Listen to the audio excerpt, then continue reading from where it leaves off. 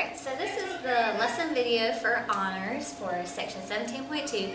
Now this section is kind of long, but I'm going to force it to be one video just because I just really want to get done with chapter 17. My notes are really long if you haven't noticed from the packet that you received. So anyway, let's go ahead and start, and I'll just try to go as fast as possible, but explain as well as I can as we go. So in 17, we're going to focus on calorimetry. We're going to talk about coffee cup calorimeters, bomb calorimeters, do some calculations. We'll get into thermochemical equations, things like that. So calorimetry is the accurate and precise measurement of heat change for chemical and physical processes. So we can do either chemical reaction or physical change, like melting or boiling, things like that.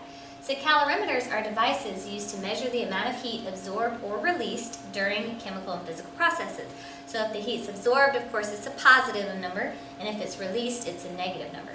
Enthalpy is the heat content of a system at constant pressure, and enthalpy is represented by a capital H. So you learned in the previous video that Q is heat. Enthalpy, which is related to heat, is the heat content at constant pressure, is represented by a capital H. Since in here, most of the things that we will be working with are at constant pressure, enthalpy and heat are interchangeable in here. Okay, and not when you move on to other chemistry classes of a higher level. Whoops, I went backwards. Oh gosh. Probably help if I click the right way. So, change in enthalpy, or delta H. Enthalpy is an extensive property, which means that it depends on the amount of the substance. Remember, intensive depends on type, like boiling point. Extensive depends on how much, like mass or volume, or enthalpy. So the enthalpy change for a reaction is equal in magnitude, but opposite in sign to the enthalpy change for the reverse reaction. So if going in one direction, if you notice our products are lower, so that means that we're releasing energy. Say it's a negative delta H, say it's 50 kilojoules per mole. If we go the opposite way, it would be a positive 50 kilojoules. So here it would be negative, here it would be positive. The enthalpy change for a reaction depends on the state of the reactants and products. Okay, so we need to know, is water a liquid or is water a gas when we're calculating these kind of things? We can't just say water. So that's where those states that matter, solid, liquid, gas, and aqueous, come into play that we learn in chapter 11.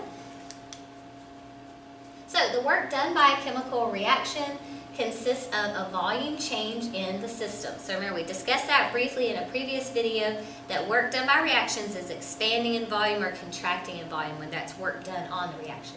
So the work involved in the expansion or compression of gases is called pressure volume work. So that's what we focus on in chemistry versus like work that you do in physics or physical science where you're moving something. Enthalpy is the heat flow of a system at constant pressure. I just said that, so I'm not really sure why I typed that again. Oh well, said it again. Alright, so let's look at the first one together. So it says, indicate the sign of the enthalpy change, delta H, in each of the following processes carried out under atmospheric pressure, and indicate whether the process is endothermic or exothermic. Okay, so let's look at the first one. It says an ice cube melts. Now for some of y'all, doing a change in state or a phase change, it's hard for y'all to understand what's happening because there's no temperature change, regardless of what you may think. There's no temperature change during a phase change. Temperature remains constant. So while that ice is melting, it's going to stay at 0 degrees Celsius until it's all melted, and then it can continue to heat up. We'll learn more about that in section 3 when we talk about the heating curve. Okay, so the thing to think about is, are the particles moving faster or slower? So think about it this way. The particles of a solid tend to be moving the slowest. The particles of a liquid, we'll just say moving medium. And then the particles of a gas are moving fast. So when we say an ice cube melts, that means we're going from solid to liquid. So we're going from slow to medium. So those particles are speeding up. So would you need more energy to speed up, or would you release energy to speed up? You would need more. So since it needs more energy for the particles to move faster, that means it needs to absorb energy and have a positive delta H, and a positive delta H, of course, is endothermic. Now on the other hand, let's say I had said a gas is condensing to a liquid. Well, in that case, we'd be going from fast to medium, we'd be slowing down, and so that would be a release of energy, which would be a negative delta H and be exothermic. So here it says 1 gram of butane, C4H10, is combusted in sufficient oxygen to give complete combustion to CO2 and H2O. So the thing you need to remember to answer one like this is combustion reactions. They produce CO2 and H2O as long as it's a hydrocarbon, but they also produce a lot of light and heat. So if it produces a lot of heat, that means it's releasing a lot of heat. So that would be a negative delta H, and it would be exothermic. So that's maybe something you might just want to remember about combustion reactions, is they produce a lot of heat. So they tend to be exothermic. All right, so hopefully those two are pretty easy for you. So let's look at a couple more.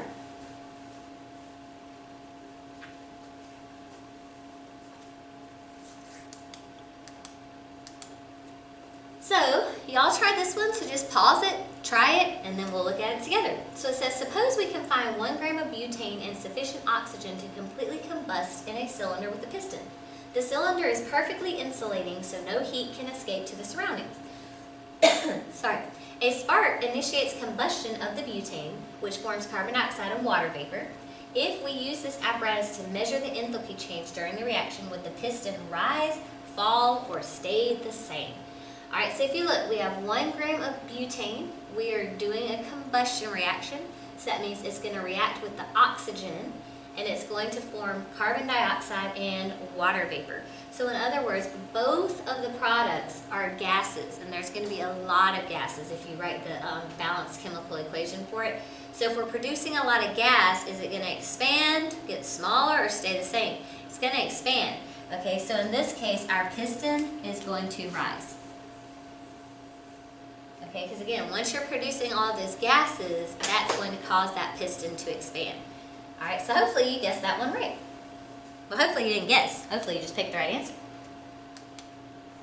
Alright, so this is an example of what a calorimeter looks like. So here we have our formula Q equals MC delta T, but as long as we're at constant pressure, then our Q is also equal to our delta H, our change in enthalpy. So you have a large insulating container filled with water. And there's a thermometer that goes in the water. There's a stirrer to keep all the water, moving around and everything. And then inside there is a container that we call the bomb. Now, even though this is called a bomb calorimeter, it's not exciting at all. It's not like an explosion occurs or anything like that when you use it. And so then you have a sample inside, and it's connected to 2 electrical leads. And so then when you power it, it will cause whatever is in the sample to burn. And then, of course, as that burns, that's going to change the temperature of the water, which the thermometer can read. So that's how we can get our temperature change. So as long as you know the mass, as long as you know the specific heat of the substance you have in there, which you can find those on charts, and as long as you can measure delta T, then you can calculate the heat or enthalpy change for a reaction. So the important thing to remember is if heat flows out of the system, it's negative delta H, it's exothermic. If heat flows into the system, it's a positive delta H, and it's endothermic. So, constant pressure calorimetry. The reactants and products of a reaction are the system. Even the solvent, such as water, like if you have a reaction that's occurring and you're mixing 2 solutions, and it's in a water solvent, even that is considered the surroundings. In a calorimeter, the heat change of the water equals the heat change of the reaction, but with the opposite sign. So if you're measuring the temperature change of the water, then once you calculate your Q, you're going to need to change the sign to be based off of the reaction. Okay, and year after year, oh man, so many students, they have trouble with that sign change. Okay, so you got to remember to do that. So the Q of the solution is the negative of the Q of the reaction itself. Because just because a reaction is occurring in the water doesn't mean the water is actually part of it. It may just be ions floating around in water that are bonding together. They're not bonding with the water. Now, can water be part of a reaction? Yes, it can. But in most calorimetry experiments, it's just a solvent. So let's look at one together. So this one, ooh, I hope I left myself enough room down here to write all of it. I'll try to write small. So it says, when a student mixes 50 milliliters of 1 molar HCl and 50 milliliters of 1 molar NaOH in a coffee cup calorimeter, the temperature of the resultant solution increases from 21 to 27.5 degrees Celsius. Okay, so first of all, we know we're going to need to do our delta T for that, and unlike in the last video, I'm not going to keep writing out how we do that. It's 27.5 minus 21, which is clearly 6.5 degrees Celsius. It says calculate the enthalpy change for the reaction. Now, this is the important part. You need to look at what units they're asking you about and sometimes what substance they're asking you about. So enthalpy change in kilojoules per mole of HCl. So that means we don't care about the moles of NaOH. And it means that we can't just get our unit in joules and move on with our lives. We have to consider how many moles and, of course, change joules to kilojoules. So assuming that the calorimeter loses only a negligible quantity of heat, because of course we know a coffee cup calorimeter is not completely insulating, and that the total volume of the solution is 100. Now I know you're probably thinking, well duh, it's 50 milliliters plus 50 milliliters. Well, depending on what two substances you're mixing, every now and then it could be less or more, depending on those intermolecular forces, is 100 milliliters, and its density is 1 gram per milliliter, and its specific heat is 4.18 joules per grams Kelvin. Now remember, I'll just change that to degrees Celsius so it will match my temperature. Alright, so let's look at what we're trying to solve for. We clearly need to solve for heat, right? So we know our formula is Q equals MC delta T. But the problem is they gave me no masses to work with here. I have some volumes, I got some molarities, but whenever you see density, I need you to think, hey, I can use this as a conversion factor to get between volume and mass. Okay, so that's what I want you, like, they give you density for a reason most of the time. Like, I know that, you know, y'all hate it when I give you extra information, but a lot of times if I give you density, it's not extra information. All right, so I take my 100 milliliters, because of course we said that the volumes add, it's somewhere here, to 100, oh, there it is, 100 milliliters. So I take my 100 milliliters, and I say, okay, well, 1 gram per 1 milliliter means it's, of course, whoops, milliliters should go on bottom. Sorry about that. 1 milliliter equals 1 gram because, of course, golden rule says we want milliliters to cancel. So that's 100 grams. So now I have a mass that I can work with. So I'll plug that in for my M. So I do 100 grams, and then I need my specific heat. Well, it told me we're just going to use the same specific heat for water.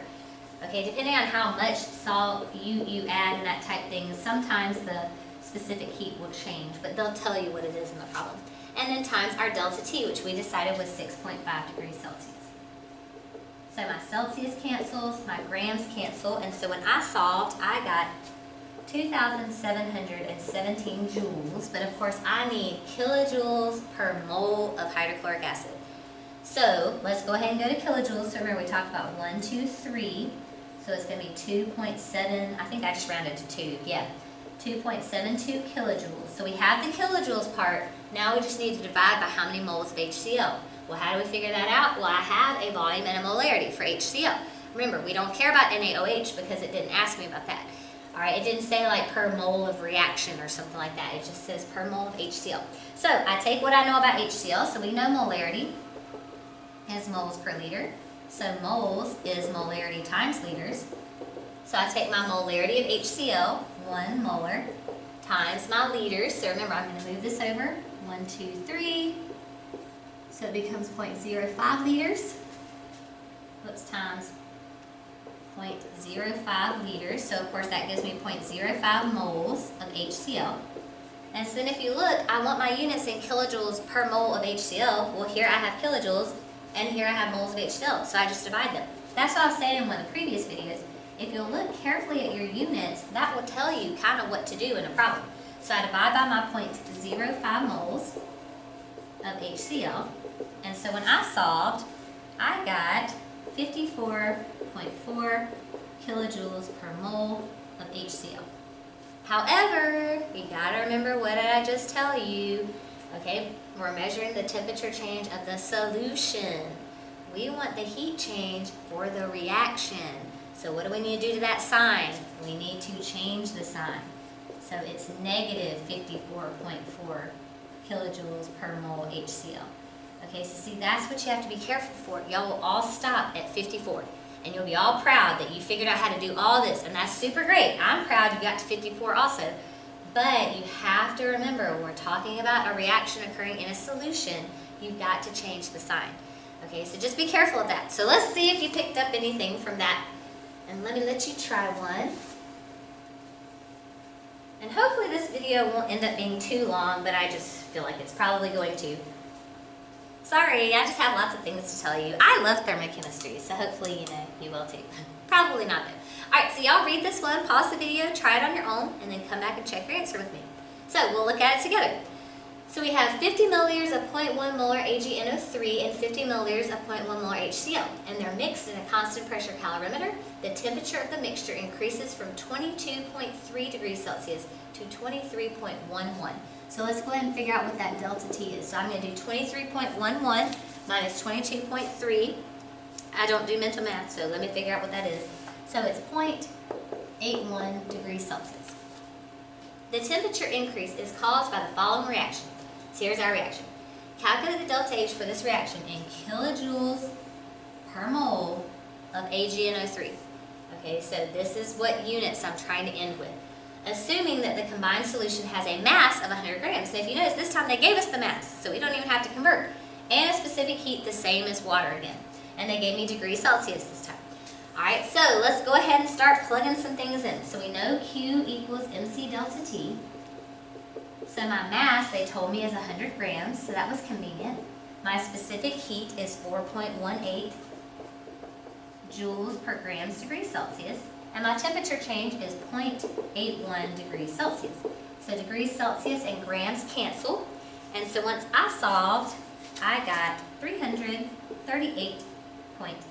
joules. But of course, I've noticed that they want it in kilojoules per mole. So I'm going to go ahead and go 1, 2, 3. And I changed it to 0.339 kilojoules. Alright, so then, next thing is we need per moles of silver nitrate. Okay, well I have a molarity and I have a volume up there. So remember, molarity equals moles per liter. So moles is molarity times liters. Make sure you're good at rearranging formulas. That'll make you be able to finish my test better. Alright, so my molarity is 0.1 molar. And then of course we move our decimal 1, 2, 3. So we get 0.05 liters. And of course that gives me 0.05 moles of AgNO3. And so then remember, just look at the units, kilojoules per mole of AgNO3. So I'll take my kilojoules, 0.339, and divide by my moles, 0.05 moles. I'm going to put AgNO3 underneath because I'm running out of room. And once I solved, I got 67.8 kilojoules per mole of AgNO3. But what did I tell you? Okay, remember, this was the temperature change of the mixture, of the solution. So what do I need to do this sign of that? I need to make it negative. This time I'm just going to throw a negative in front because that's what you would do in reality. Okay, so y'all, you got over here. I'm going to make it bigger to make sure you don't forget. So don't forget that once you determine your Q of a solution, if you're talking about the reaction, it's the opposite sign. Okay, because the solution is considered, like your solvent is considered the surroundings, not the system. And remember, Q and delta H are always based on the system themselves. Alright, so hopefully you got that right. So let's move on and talk a little bit about bomb calorimetry. Most of y'all like bomb calorimetry better than you like coffee cup because you forget those sign changes in coffee cup a lot. Alright, so moving on. A bomb calorimeter is used for constant volume calorimetry, and so the Q of our reaction equals the negative C of the calorimeter, which is the heat capacity of the calorimeter, times delta T. Okay, so your Q of your reaction is negative heat capacity of the calorimeter times delta T. So notice, this is the heat of the reaction. That's what we're actually solving for. Alright, so let's look at what one of these looks like. These are always super long, but they're actually pretty short to do most of the time. Alright, so we say methyl hydrazine, which is CH6N2, is used as a liquid rocket fuel. The combustion of methyl hydrazine with oxygen produces nitrogen, carbon dioxide, and water. Nitrogen and carbon dioxide are gases, water is a liquid. When 4 grams of methyl hydrazine is combusted in a bomb calorimeter, the temperature of the calorimeter increases from 25 degrees Celsius to 39.5 degrees Celsius. So let's go ahead and get that temperature change. Alright, so I would do 39.5 minus 25 and I get 14.5, right? Let's see, where's the thing? Yep, there we go, 14.5 degrees Celsius. In a separate experiment, the heat capacity of the calorimeter is measured to be this. So here is my C of my calorimeter. So remember, in the reaction though, it's negative C of calorimeter. So we'll make sure to put a negative in there when we plug it in. Calculate the heat of reaction for the combustion of, now this is where you gotta be careful, 1 mole of our methyl hydrazine. Now when we first plug in, we're gonna get the heat change for this reaction. We need to get the heat change per mole. Like we're gonna get the heat change for 4 grams. We want the heat change per mole. So we're gonna have to address the grams to moles thing, but we'll just do the regular part first. All right, so we know our reaction, of course, is Q equals negative C of our calorimeter times delta T. So I just plug in. So remember, negative 7.794 kilojoules per degree Celsius times my 14.5 degrees Celsius. So degrees Celsius cancel. And one thing you'll notice too is in this formula, what unit do we end up with? Kilojoules this time, so I can save myself a conversion. All right, so once I multiplied, I got, if I could look at the right spot, I'll tell you what I got. There it is, negative 113.013 kilojoules. All right, so this gives me kilojoules for our 4 grams. But remember, we want kilojoules for 1 mole of CH6N2. So let's start with our 4 grams, and let's change it to moles. Okay, even though stoichiometry's gone, I hate that because I love it. Even though stoichiometry's gone, y'all, it doesn't mean we're not going grams to moles. We're going to do this like forever now. All right, so once I added up the molar mass for that, I got about 46 grams is 1 mole. And so once I did 4 divided by 46, I got 0.087 moles. And so then we just take our kilojoules and divide by moles, and that will give me kilojoules per mole. So negative 113.013 kilojoules per the fact that I used 0.087 moles. And then once I divide, that gives me negative 1,299 kilojoules per mole. So there's no sign change you have to worry about. The sign change is already taken care of when we do the negative C. Okay, so you don't have to worry about sign change in bomb calorimetry. That's why students usually like it better. All right, so hopefully that wasn't too bad. Hopefully you like that a little better than the coffee cup, because like I said, it doesn't have that sign change. But y'all, in thermochemistry, it's all about those signs. It's very important, whether it's positive or negative. I mean, it depends on whether it's losing or gaining heat. I mean, that's an important thing. All right, so y'all tried this one, so you're going to actually have 2 answers.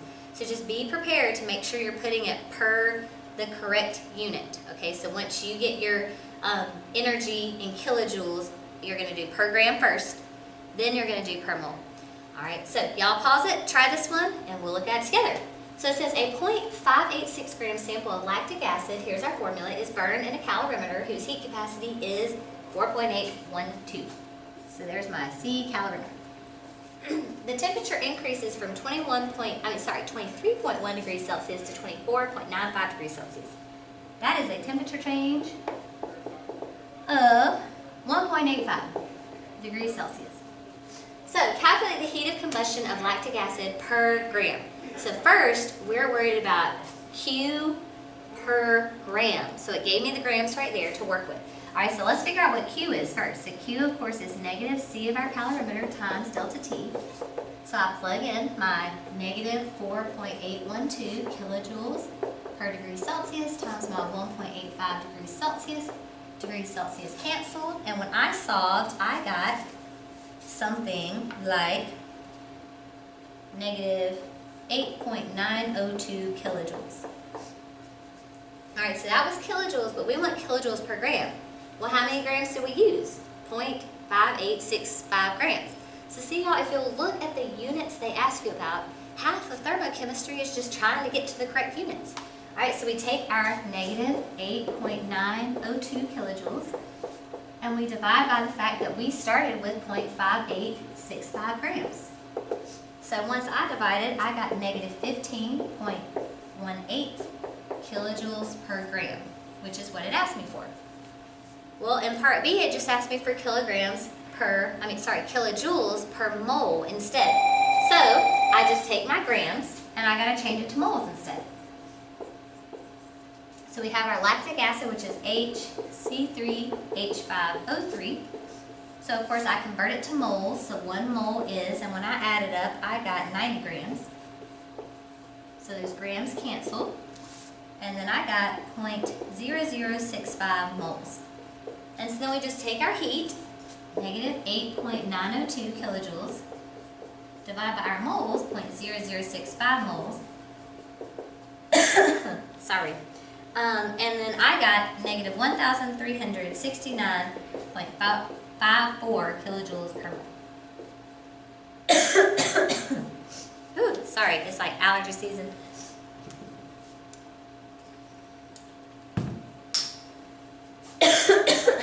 Ooh. So, hopefully y'all got that one right, so I'm going to erase real quick. I'm going to erase while coughing, apparently.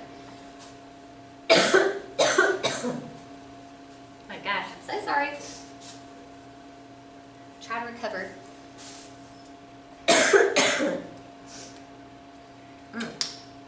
Well, that's not embarrassing at all.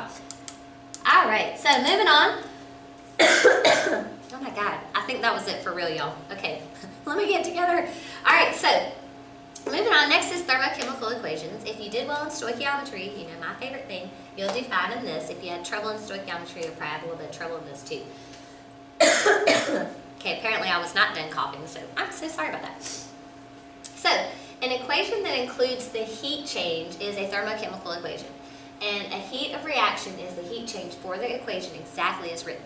So if I have a reaction and you see a delta H next to it, that means that this reaction, exactly the way it's written, will release 65.2 kilojoules of heat. If I change anything, like 1 mole, 1 mole, 1 mole, if I change any amounts, it's going to change the heat. Now, this one's obviously exothermic because my delta H is negative. This one will be endothermic because my delta H is positive. So let's look at what I might ask you about these.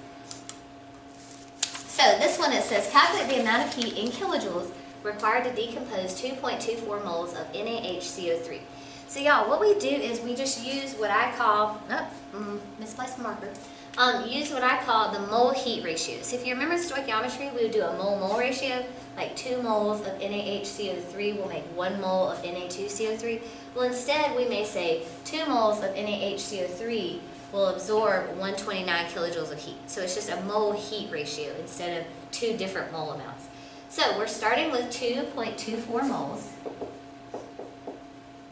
of NaHCO3. So then I'll look at my reaction. Well, how many moles of NaHCO3 do I have in my reaction? 2 moles. So 2 moles NaHCO3 absorbs how much heat? 129 kilojoules. So then I just multiply and divide. So when I multiplied and divided, I got 144.5 kilojoules.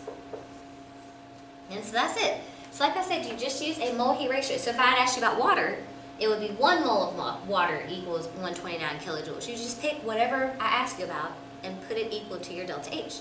Now the only other step I can ask you is I could give you grams to begin with, and then of course you'll need to change to moles. Alright, so let's look at another one real quick.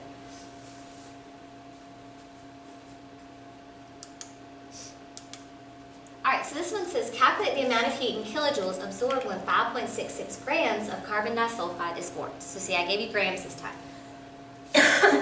So we start with our grams. So 5.66 grams of, what are we talking about? Carbon disulfide. So CS2. So my first step, of course, is I need to get to moles. I can't use a mole heat ratio unless I've gotten to moles first. So when I add up CS2 off the periodic table, I get 76 grams. And of course, grams cancel. Golden rule says grams go on bottom equals 1 mole. And so now I'm ready for my mole heat ratio. So 1 mole of carbon disulfide equals 89.3 kilojoules. And so then I just multiply and divide. So when I did that, I got 6.65 kilojoules. So see, it's just like a stoichiometry problem, except there's no third step of convert to unit asked for because you're just going to end up with kilojoules like I asked for. Alright, so hopefully you don't think this is too bad. We all know I love stoichiometry, so I love doing these. I love thermochemistry all around this. So y'all tried this one, so just pause it, try it, and let's look at it together. So it says, how many kilojoules of heat are produced when 3.4 moles of Fe2O3 reacts with an excess of CO?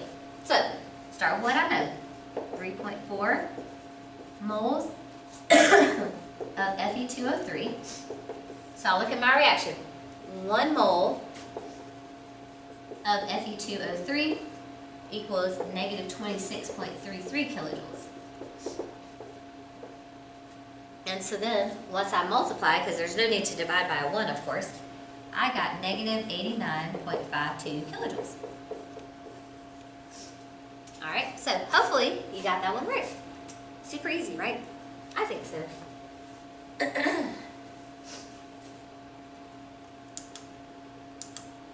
Alright, so let's knock out this section assessment. Hopefully this video is not too long. I have no idea how long it's been because mainly I just coughed through the whole thing. So if I could actually edit a video and take the coughing out, it'd probably be a couple minutes shorter. But oh well, that's what happens when I get a cold. So when 2 moles of solid magnesium combines with 1 mole of oxygen gas, 2 moles of solid magnesium oxide is formed and 1,204 kilojoules of heat is released. Ooh, there should be a D there. Just pretend. Write the thermochemical equation for this combustion reaction. See, we don't have to do any math here. It's just telling us write the thermochemical equation. So we have 2 moles of solid magnesium. So magnesium solid, and we have 2 moles. So 2 magnesium solid combines with 1 mole of oxygen gas. So O2 gas. Remember, 1's understood.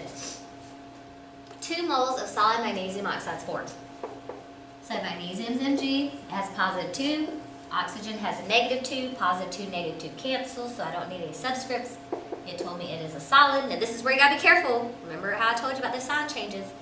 Alright, it says 1,204 kilojoules of heat is released.